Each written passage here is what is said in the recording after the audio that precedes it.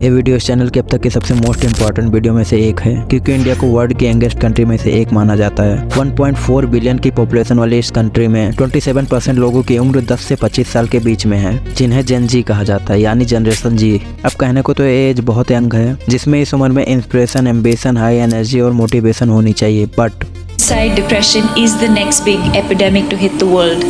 I prayed for death every day, every night. Not being able to talk to anyone because I don't think anyone understood what I was experiencing. Hindustan times की recent report बताती है कि कुछ month पहले एक survey conduct किया गया, जिसमें सामने आया that 80% of Indian workforce reported mental health issues in last year, और 47% से ज़्यादा प्रोफेशनल बताते हैं कि उनके काम से रिलेटेड स्ट्रेस उनकी पूरी मेंटल हेल्थ को ख़राब करने के सबसे बड़ा फैक्टर है। अब डेटा की बात छोड़ दीजिए, अगर हम अपनी बात करें तो मुझे बताना कि कितनी बार हुआ है कि कोई चीज़ अचीव ना कर पाने की वजह से आप बिल्कुल ही डिमोटिवेट हो गए हो और ऐसा लगता हो कि यार अब कुछ नहीं हो सकता मेरा, और आपका मन किया हो कि सब कुछ छोड़ छाड़ के बिल्कुल कहीं दूर चला जाऊं। एंजाइटी, डिप्रेशन, लोगों से पीछे छूट जाने का डर, जिसे हम फोमो यानी कि फेयर ऑफ मिसिंग आउट भी कहते हैं। अनुज है ना, अनुज मेरे रूममेट, वो भी आया है टीम में, अपने माँ बाप के सामने पूरा कर लिया, सुसाइड कर ली उसने, नहीं हो पाया उससे। ये इंडिया की आज की यूथ की सबसे बड़ी प्रॉब्लम है, जिस पे कोई बात ही नहीं करता। कोई कैरियर बनाने के प्रेशर में, तो कोई सोशल मीडिया पर दूसरों की एकदम क्लासी लाइफस्टाइल देखकर अपना कॉन्फिडेंस लूज करते जा रहा है, और कोई हार्ट ब्रेक झेल कर बैठा है। इन सारी प्रॉब्लम से पीछा छुड़ाने के लिए कई लोग धीरे धीरे एडिक्शन का सहारा लेना शुरू करते हैं, और जब तक उन्हें रियलाइज होता है कि ये रास्ता कितना गलत है, कुछ लोगों को तो संभलने का मौका मिलता है, पर कुछ लोगों के लिए बहुत देर हो चुकी होती है। Uncertainty, anxiety, mental pressure, education loan और सोशल मीडिया, इन सब की बात हम और किसी वीडियो में करेंगे। आज हम बात करेंगे यूथ के सबसे मेजर प्रॉब्लम पर। प्यार हुआ, रिलेशनशिप हुए, कमिटमेंट हुए, नहीं जमा छोड़ दिया, समझ आता है, लेकिन 2 बार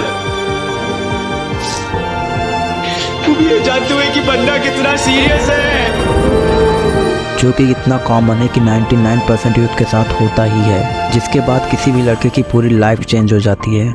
अब ये चेंजेस 2 तरह की होती हैं, जिसमें किसी भी लड़के के लिए 50% चांस होता है कि वो ब्रेकअप के बाद डिप्रेशन, एडिक्शन और ऐसी बहुत सी गलत चीज़ों का शिकार हो जाता है और अपना पूरा फ्यूचर बर्बाद कर लेता है। वहीं पर कुछ लोग ओवर थिंकिंग के चलते सुसाइड तक कर लेते हैं, बट उनको ये नहीं पता होता कि ये सब टेम्परेरी होती हैं। जब तक ये समझ आता है तब तक बहुत देर हो चुकी होती है, और फिर उनके लाइफ में रोने के सिवा कुछ नहीं बचता। वहीं 50% लोग ऐसे भी होते हैं कि हार्ट ब्रेक होने के बाद वे अपने आप को कुछ टाइम देते हैं। उनको पता होता है कि ये सब भूलना इतना आसान नहीं होता, दिमाग ओवर थिंकिंग में फंसा होता है और कुछ अच्छा नहीं लगता। पर ऐसे लोग कुछ गलत स्टेप्स उठाने से पहले अपने फैमिली के बारे में सोचते हैं और अपने कैरियर के बारे में सोचते हैं, और कुछ टाइम के बाद वो अपने आप को रिकवर भी कर लेते हैं उस चीज़ से।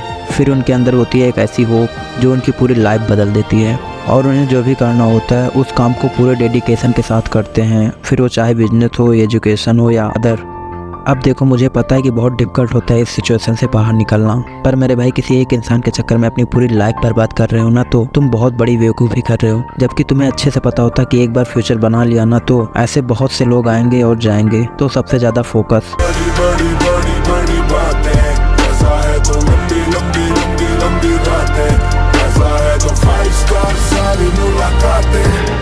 मैं ये होटल खरीद रहा हूँ और कुछ नए रूल्स कायम कर रहा हूँ पूल एरिया के लिए। तो अगर वीडियो अच्छी लगे तो वीडियो को लाइक कर देना और चैनल को भी सब्सक्राइब कर लेना, और कमेंट में बताना नेक्स्ट वीडियो किस टॉपिक पर बनाएं। मिलते हैं नेक्स्ट वीडियो में।